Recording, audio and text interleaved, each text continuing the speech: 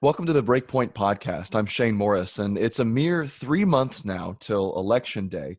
And like all elections, this one will be, at least in part, a referendum on competing visions of what America ought to be and on what it was intended to be. Specifically, a big chunk of American politicians and electorate now believe that faith has no part in our national government and that the values taught in the Bible and embraced by Christians have never been and ought never to be a part of our political life. My guest today has a different idea. He thinks Christian values played an integral part in the founding of this nation and in the vision of those who wrote its founding documents. And he's part of an effort that next year is bringing that message to America's most historic square mile in Philadelphia.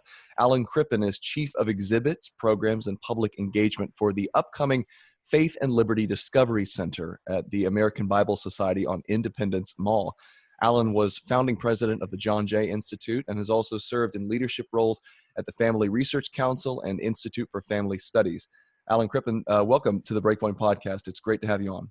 Thank you, Shane. It's a privilege to be with you this morning. Well, tell us about the grand vision of the Faith and Liberty Discovery Center. What inspired it? Who's behind it all? Why is it so unique? Yeah. The Faith and Liberty Discovery Center is a subsidiary corporation of American Bible Society. American Bible Society has been around for over 200 years. It was founded by American founders. In fact, its founding president was Elias Boudinot, who was president of the Continental Congress. And I live in Burlington, New Jersey, and Mr. Boudinot is interred just about 1,000 miles from 1,000 feet, rather, 1,000 feet from my house. So we're in touch with the founders. At any rate, his vision and the vision of the founders of the Bible Society was to make sure that every American home had a Bible. And they were, of course, motivated for spiritual reasons, but also for civic reasons. Boudinot and his associate, John Jay, who was a founding vice president of the Bible Society, the founding John Jay, by the way, remind those who may not know who John Jay is. Yes, certainly. John Jay was an American founder, also president of the Continental Congress, a diplomat. He was first Chief Justice of the United States Supreme Court and ended his public career as governor of New York. Very devout Christian. So a big nobody. You guys have got an obscure past. It's really difficult to overcome a handicap like this. But I'm impressed the way you have gotten in touch with history despite your lack of history in the American Bible Society. Yeah, it's pretty impressive when you work for an organization that's been around almost since the founding and that was founded by founders. And I think they were certainly concerned about the spiritual welfare of Americans and American families and wanted to make sure that every home had a Bible. But because they had risked their lives, their fortunes, their sacred honor in creating a republic, they were students of history and they knew that republics needed virtue, right? They needed public virtue to be maintained. And so this was the open question, right? Can we create a virtuous people that's necessary for maintaining liberty and the liberty of a republic? And so they believed, rightly or wrongly, I think rightly, that the Bible was a source of virtue. And so there was, in addition to its religious mission, there was a civic mission for American Bible Society. The society was founded, as I mentioned, over 200 years ago. It was established in New York City. In fact, it was founded in City Hall of New York City. And the list of founders— I'm sure that sort of thing could happen today in City Hall at New York City. Well, and again, I think just its location underscores sort of the civic purpose. Other founders included people like James Fenimore Cooper, the author of The Last Mohicans, Jedediah Morse, the father of Samuel F.B. Morse, who was the telegraph guy. So I mean, the history just goes on and on. It's unbelievable. So 5 years ago, the Bible Society decided they would uproot from their 199-year home in New York City and move to Philadelphia. They acquired a beautiful property right on Independence Mall at 5th and Market Street. And so our international headquarters is there. We have about 90,000 square feet of office space. But in addition to that office space, there's 40,000 square feet of retail space on the first floor. And again, when you walk out the front door of our building, you look at Independence Hall to the left, and you look at the National Constitution Center to the right, and sort of slightly to the left is the pavilion that houses the Liberty Bell with a scripture verse on it, by the way. And then literally across the street is the visitor center. So, and we're surrounded by these amazing cultural institutions and museums. So just, I guess, feeling the gravitas of being in such a historic place, the metropolis of the American founding, the Bible Society began to grapple with, well, what can we do? What can we do as an outreach? And I think moving to Philadelphia has helped us sort of recover our own history and appreciate our own history and to recover that sense of civic vision. So that's really the origin of the Faith and Liberty Discovery Center. It sounds like the Discovery Center is going to be to Philadelphia, sort of what the Museum of the Bible has become to Washington, D.C., where it's ideally situated, almost implausibly ideally situated, right there in the midst of national landmarks and things that we associate with just the heart of the nation. I've been to Philadelphia, seen Independence Hall. I love the way it seems like it's a little island of the 18th century right there in the middle of a modern metropolis. But and I don't remember walking by the American Bible Society. I guess it was before you guys moved there. But I probably saw the building that you all moved into, I imagine.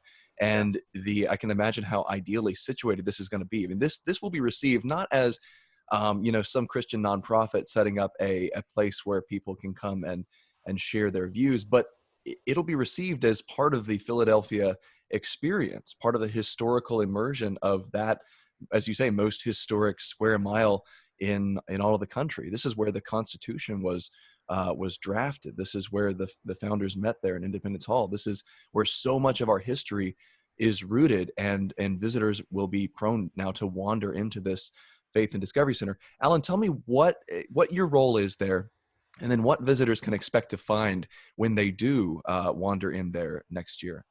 Yeah, you mentioned my very long and embarrassing and clunky job title, right? Chief of Exhibit Public Engagement.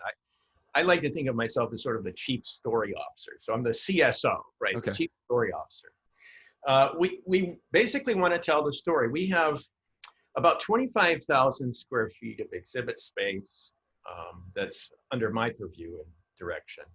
And we have another 15,000 square feet of program space also. The programming part, educational programming under my direction. So what do we want to do? We want to capture the attention of the honest, curious, open-minded visitor who's coming to Philadelphia to learn American history, right? They're not coming to Philadelphia to learn about the Bible.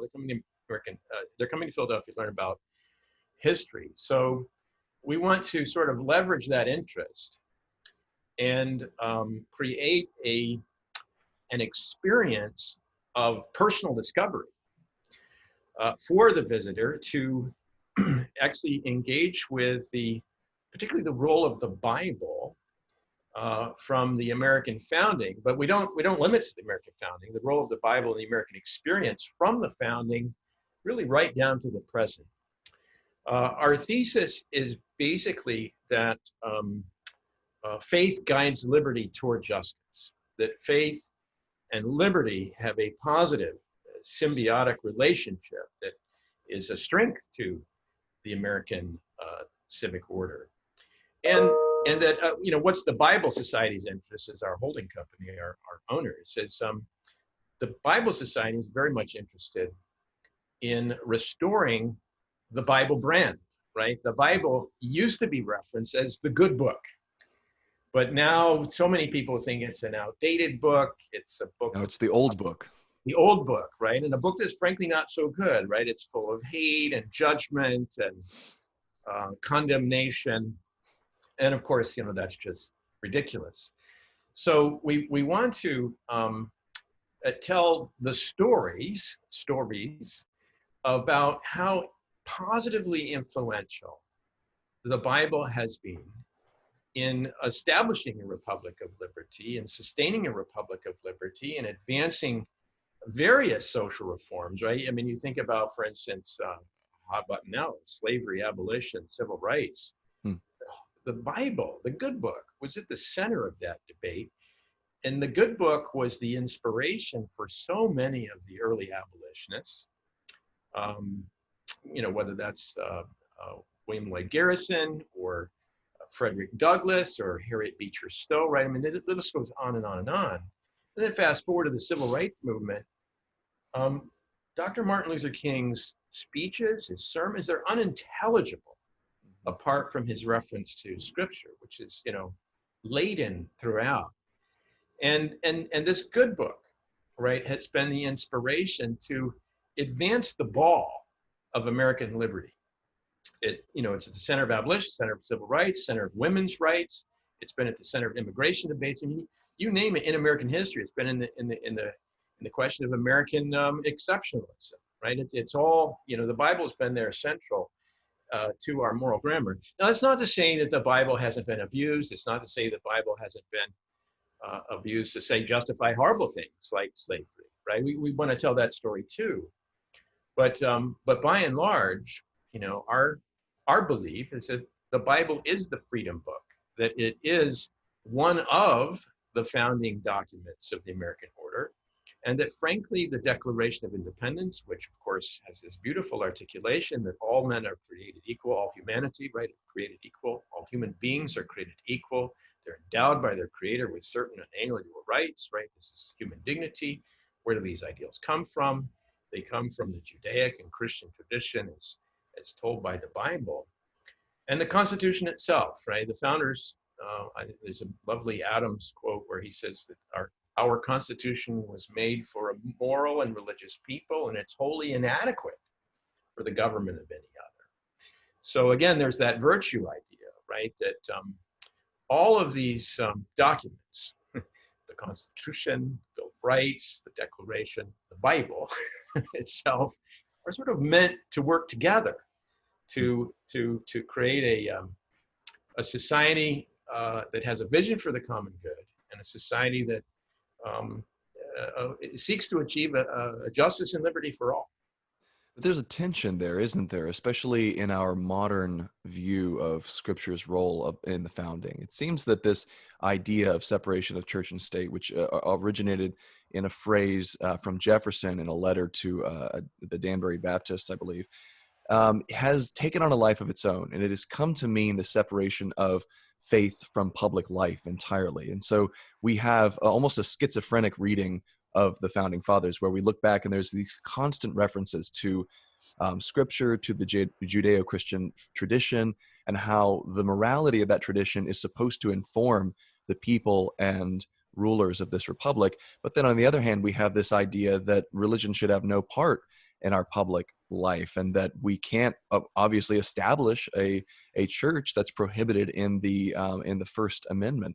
What do we, how do we reconcile these two things? How do we explain this to an age that's very confused about the role of faith in our founding? Yeah, that's a wonderful question. And you're right, there's a whole lot of confusion. Our first gallery is dedicated to this faith narrative. And in the story of discovery that we outline, we begin with William Penn. So we were pre-founding. William Penn, for those who may not know, was the founder of Pennsylvania. Pennsylvania was founded as a colony in 1681, so long before the American founding. But Penn was an Anglican turned Quaker in England. He was persecuted for his religious beliefs. In 1670, he wrote a very influential tract, really it's a legal brief called The Great Case for Liberty of Conscience, where he articulated that, clearly faith is important to social order, but faith need not be established, right? That true faith couldn't be coerced. And so in England, of course, he was up against a state church. It was really illegal to hold a religious meeting of more than 5 people outside of the buildings of the state church.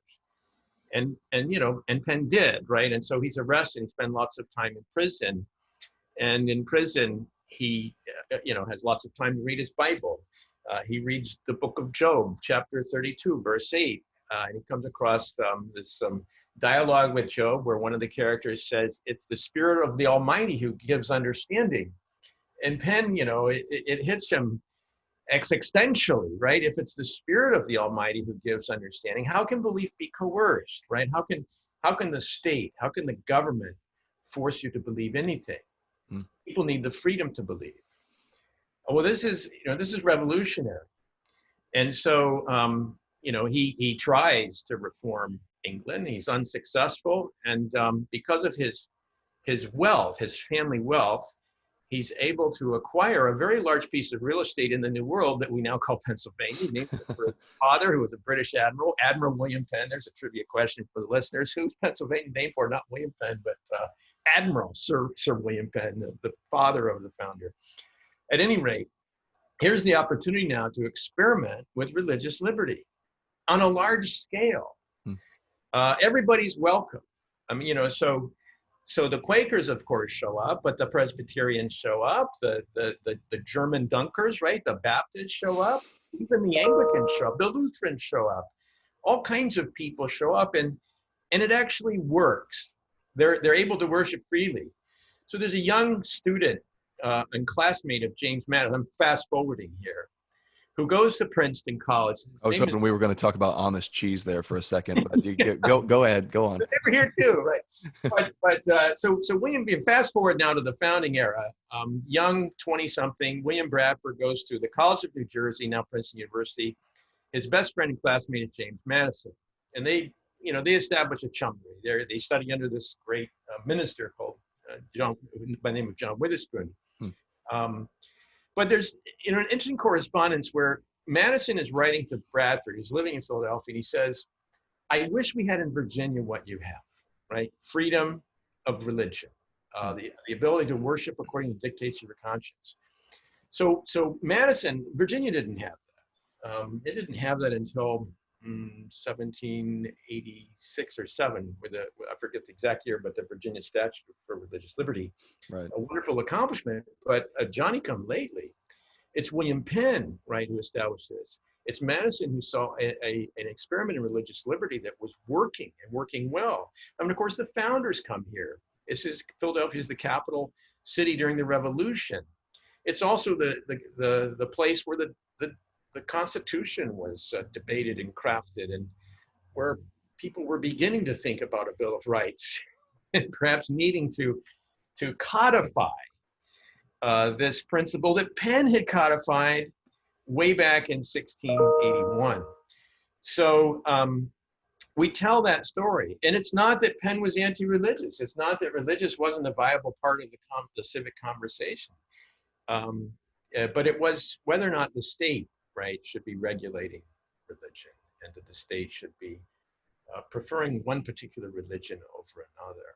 So I think Pennsylvania, in many ways, there are other wonderful stories of religious liberty. I'm thinking of Rhode Island, the Carolinas, etc. But Penn is significant. He's certainly significant to our story. So we begin with Penn. We end with the American Bill of Rights and the Constitution. My guest today is Alan Crippen, Chief of Exhibits, Programs, and Public Engagement, Chief Storyteller, as he says, for the upcoming Faith and Liberty Discovery Center at the American Bible Society on Independence Mall in Philadelphia. Alan, this project is in two parts, as I understand it. There's one online and there's one in brick and mortar that's opening next year. Tell us about the two and what you're trying to accomplish, especially with the online one that's open right now. Sure. Well, yeah, your listeners will be interested to know. www.faithandliberty.org is how you can find us online. And I think the online version, there is an exhibit online that will give you a flavor for the kinds of stories we will tell in the Faith and Liberty Discovery Center when it opens in May of 2021. That online presence is it's modest now. I think it's really good, solid, interesting, and engaging content. It's entitled Visions of America, and we feature a number of Americans, contemporary and historical, who have been inspired by the Bible to overcome great obstacles and contribute to the American liberty narrative. And there's also some other information about the center itself, some renderings of what the finished center will look like. There's a listing of all of the scholars who are involved in helping us tell the stories. But I think what drives us is we're trying to be, I think, intentionally postmodern in our storytelling. So there's some linear aspect to the way the exhibits are set up in the Faith and Liberty Discovery Center. The online is really nonlinear, and you can make a lot of choices to what you are interested in or what you want to choose. We will continue to build out that online platform. For right now, for example, we're ideating about a Faith and Liberty Trail. You, Shane, have been to Philadelphia. You know how cool it is and what those streets are like. And so we want to take even the person who can't come, particularly this the COVID environment. How can we walk them through the streets of Philadelphia and tell them all the wonderful stories that happen here that are related to the Faith and Liberty narrative? So that's going to be that's coming right to a digital platform, and it's also coming to a mobile phone platform. So when you come next time, actually, I'm happy to give you a personal tour, but if I'm not around, you'll have a digital docent or a mobile app to do probably better than I can. So that's a little bit about and we're thinking about online learning opportunities. I mean, we want to be sort of the locus of a national discussion about the role of the Bible in American liberty story, but a collaborative place of conversation and learning and discovery. The physical center is really cool in terms of technology laden. So I think our sort of signature technology is what we call the lamp, the interactive lamp. And this is an instrument that every visitor will be issued.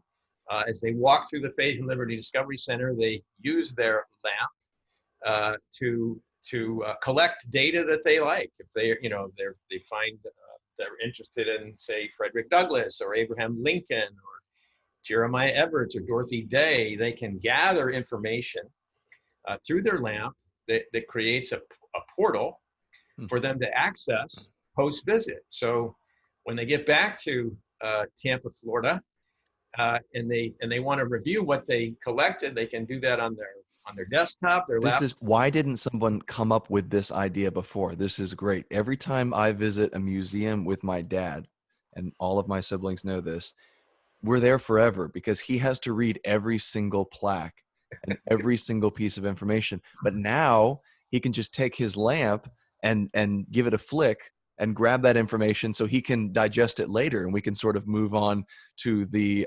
cafeteria, right? This is perfect. That's exactly right, Shane. And it raises an important point. We know people are busy. We know people they come to Philadelphia. The general tourist might stay a day or two. They really need to stay longer, and I would champion that. I hope maybe we're something of a game changer to make people want to stay longer. But the exhibit we've designed is for 75 to 90 minutes. So you can go to the visitor center, walk across the street, come to our Discovery Center, and really get a wonderful historical orientation to the story of liberty as faith has informed that story. The last gallery is a really cool interactive immersive theater experience where there's a film presentation. It's the William Penn story, right? William Penn, its vision for Philadelphia, and how's that vision sort of worked out in the last 300 plus years. It's gone. There've been bumps along the way, so we want to again tell those bumps, and the visitor will have opportunity to interact with a screen with their lamp. They hold up the screen comes alive, and it tells a micro story. It might be about abolition or about women's rights or about the yellow fever epidemic, thinking of COVID-19 and what was the role of people of faith in that trying time in Philadelphia's past. Right. So we tell these stories in an interactive way. But the point is, the visitor gets a great orientation to Philadelphia. So by spending 75 to 90 minutes at the Faith and Liberty Discovery Center, if it's their first stop, they've got now a context to take in Independence Hall, to take in the Liberty Bell, to take in the Museum of the American Revolution, the Museum of the National Museum of American Jewish History, and the African American Museum, and all these other wonderful museums that are all around us. Alan, let's shift gears here for a second. Is our understanding of freedom, in your opinion, different from that of past generations? And I ask that because when people talk about freedom, it seems like everyone has their own definition of what it means. And that results in people coming to loggerheads in public debates. They're always saying, well, I believe in, freedom of this, freedom of that. I have a right to this. I have a right to that. This is the kind of liberty that I'm claiming. And right now we're seeing the invention of liberties that the founders would not have dreamt of. How is this vision of liberty different from what the founders envisioned? And how can the Discovery Center draw people back to the original vision of liberty? It's a wonderful question, Shane. And I'm using liberty and freedom interchangeably here. Maybe you would not. No, I would. Okay. It's a wonderful question. And if you haven't had Oz Guinness on the program, think about having Oz, and he's written a book on this very topic fairly recently. I think the title is Liberty's Last Call. So he's thought deeply about this. But I think, to me, a lot of people see liberty as an intrinsic good, right? So it's just liberty.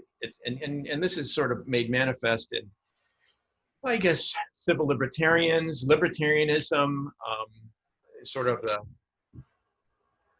super left, I guess, the alt left, maybe, if there's such a thing.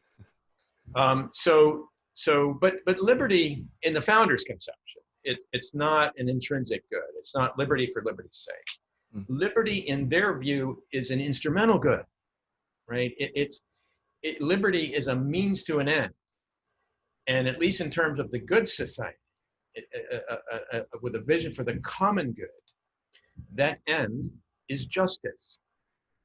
So our tagline is that faith guides liberty toward justice. So we clearly see liberty as instrumental good, and I think that messaging comes. I mean, it's an open conversation, right?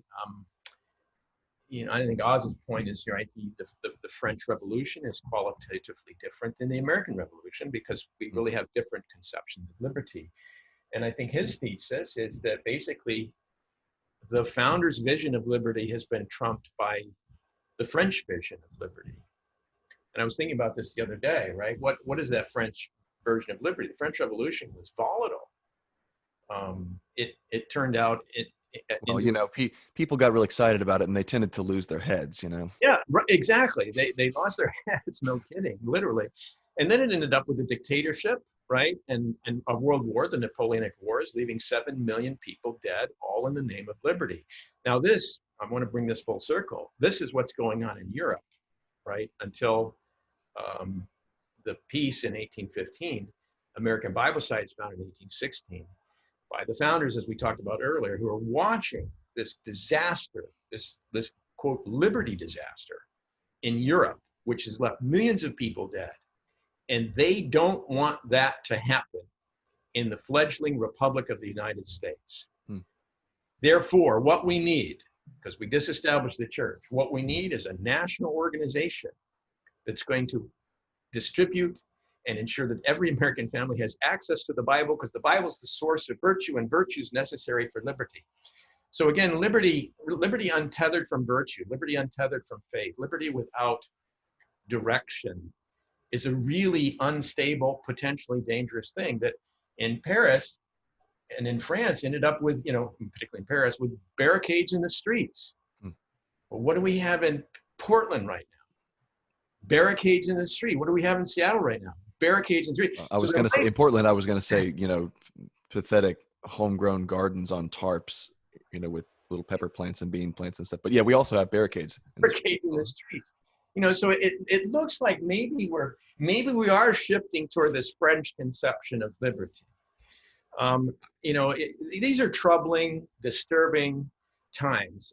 Racism is certainly real. The human condition is corrupted.